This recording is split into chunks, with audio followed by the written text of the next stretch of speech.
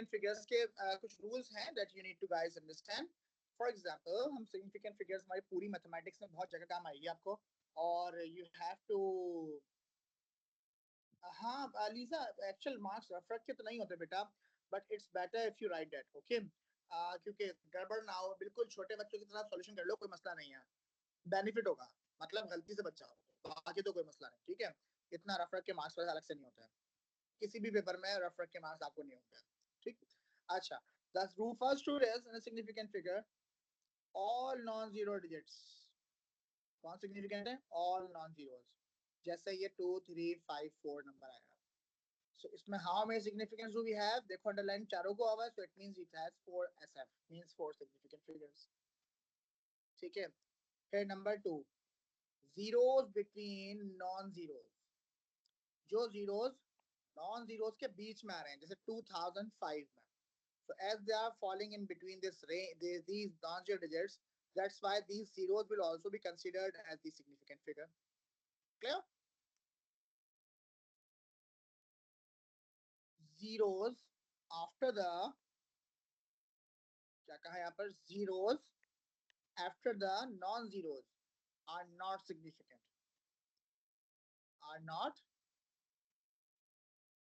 significant। ऐसा क्यों है भाई?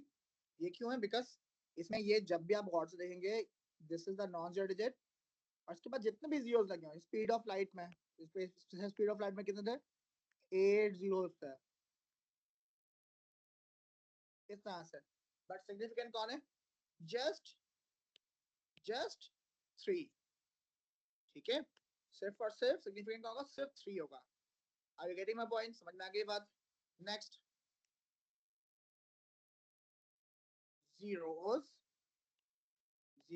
before a decimal और after a decimal, zeros decimal से पहले या decimal के बाद, जैसे यहाँ पर है, are not significant, are not significant, significant वो नहीं है।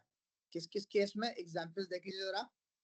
जैसे कि फॉर एग्जाम्पल, एक और एग्जाम्पल लेते हैं। लेट्स सपोज मेरे पास लिखा है 0.56, इसमें सिग्निफिकेंट कौन है बेटे? सिर्फ 5 और 6। Second example is already in front of you, 0.056, तो यहाँ सिग्निफिकेंट कौन है? सिर्फ ये वाले।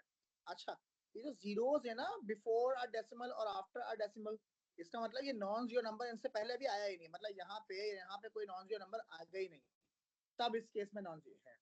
Let's suppose if they are coming in between, जैसे अभी नॉन जीरो के बाद आ रहा है ना, और से देखो 1 आ गया, सिग्निफिकेंट नंबर है। सिग्निफिकेंट के बाद अगर 0 आएगा, so it will be taken as the significant, ठीक है। सिमिलरली अगर सिग्निफिकेंट के बाद डेसिमल में आएंगे, कंफ्यूजन क्लियर कर लीजिएगा जरा ना, आपको इस वाले में, किस वाले में, लास्ट 2 में सिग्निफिकेंट मसला होगा, इसमें और इसमें।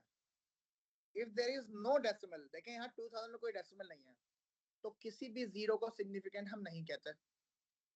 But if the zeros are coming, नीचे आ जाएंगे, कहां पर? यहाँ पर। If the zeros are coming after this significant figure in a decimal value, then these zeros are said to be significant। तो लास्ट के 2 जीरोस हैं, ये सिग्निफिकेंट कहलाते हैं, ठीक है। लास्ट के 2 जीरोस हैं, ये सिग्निफिकेंट लाजमी होते हैं। तो इस वाले में डेसिमल नहीं है तो सिग्निफिकेंट नहीं होंगे, इस वाले में डेसिमल है तो सिग्निफिकेंट के बाद वाले जीरोस भी सिग्निफिकेंट होंगे। हाँ, पहले वाले कभी भी नहीं होते अगर वहां पर कुछ सिग्निफिकेंट नंबर नहीं है तो। ऑलराइट, समझ में आ गई ये वाली बात भी?